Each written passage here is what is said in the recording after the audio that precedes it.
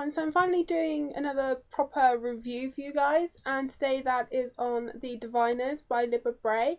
This has quite a beastly synopsis. It has a little quote thing on the back, and then the full synopsis is on the inside flap, so I will read it, so just bear with me.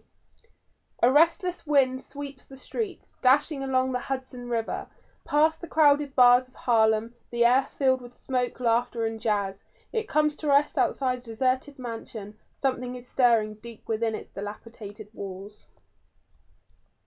Evie O'Neill has been exiled from her boring old hometown and shipped off to the bustling streets of New York City, and she is positively ecstatic.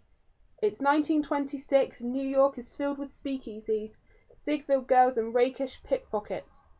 The only catch is that she has to live with her Uncle Will and his unhealthy obsession with the occult.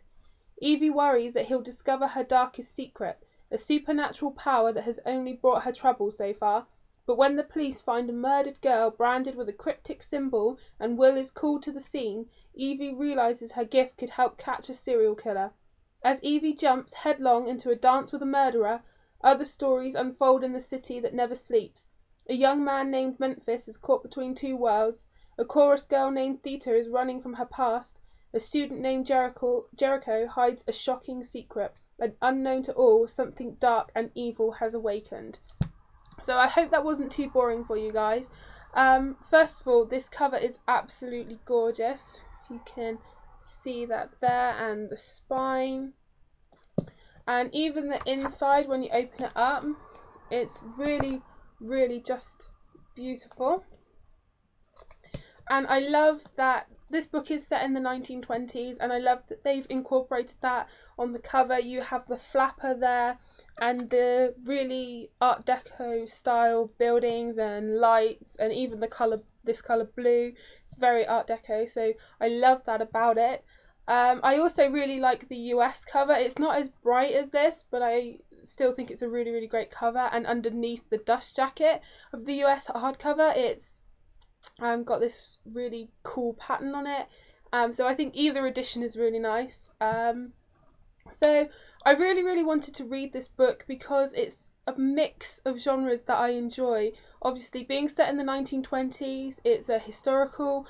There's also some psychic ability, so there's some paranormal in there, some murder mysteries in there, so it's a really good blend of awesome, basically.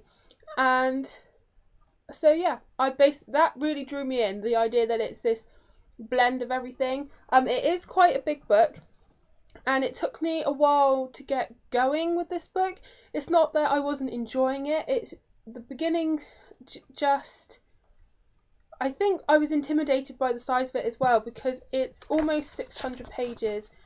It is, yeah, it's 578. So I think I was kind of worried that with it being so big I wouldn't enjoy it, but actually it was really good. I liked that at the beginning you see these different characters, and throughout the book they're pulled closer and closer together. So that was really interesting. This book was a perfect read for October because I did read it in October. I was reading this late at night, about 1:30 in the morning. I was still reading this and I was quite tired, and I was like, I'll just read to the end of this chapter and that'll be it, because by that point I was really into it. And so I was like, I'll read to the end of this chapter.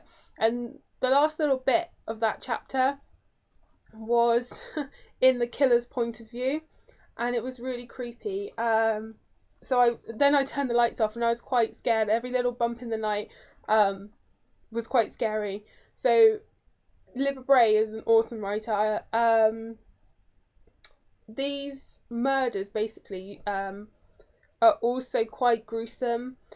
These people, all different people, are turning up dead in really quite graphic, mutilated ways. And it's up to Evie and her uncle really to try and solve the case, because there's some freaky stuff going on. There's some references to the occult on the bodies, so they're trying to find out who's doing it and put a stop to it. I liked everyone's character in this is very different. Evie is probably the main character. I think most of the book is in her point of view, but we do get other characters' points of view. And I really liked Jericho's point of view, but I wish there had been more of it. So I'm hoping in the next books, this is going to be a 4-book series, so I'm hoping there'll be more of Jericho's point of view in the later books. There also wasn't very much in Theta's point of view, but I really enjoyed that. I really enjoyed Memphis's point of view as well. There was a little bit more of Memphis in it. And everyone has their own problems, but they project to other people that everything's fine. It's very much the Flapper era, with the speakeasies. There's drinking. They really want to be party people, but everyone does have their own issues. And I still have there's a lot of mystery in this book, so I still have a lot of unanswered questions. But obviously they're going to develop in the other books. But I think it found the right balance between answering a lot of your questions of the mysteries raised in this book, but also there's bigger mysteries to come. So I thought it was a really, really good balance. Libba Bray started research for this book about 4 years ago, and you can really tell it's very authentic to the 1920s. The language used, like in the synopsis there, positively. There's also things like the cat's pajamas and Ubetsky, all these just the little things that really made you feel like you're in the 1920s. I saw an interview with Libba Bray, and she said that I can't remember, how did she describe it? It's like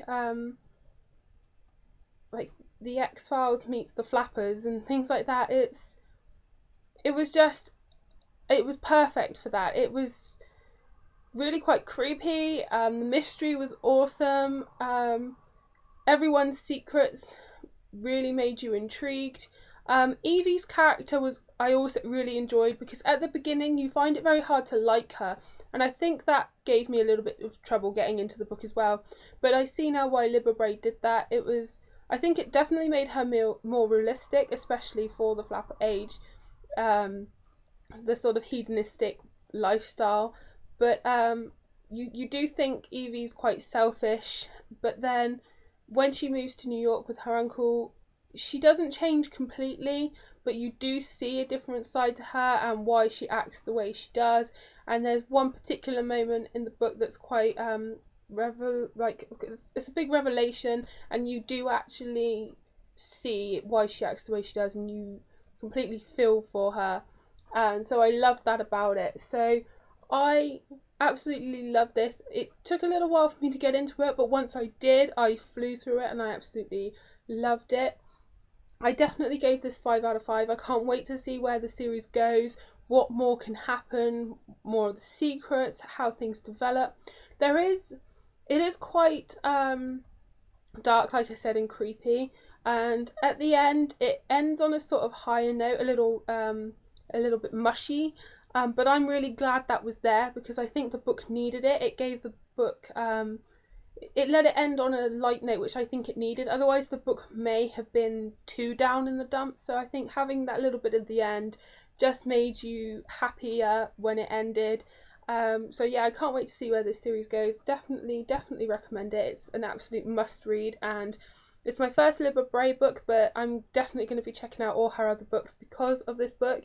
So if you've read it, let me know what you've thought of it. Did you love it as much as I did, or weren't you as keen? Let me know below, and as always, happy reading.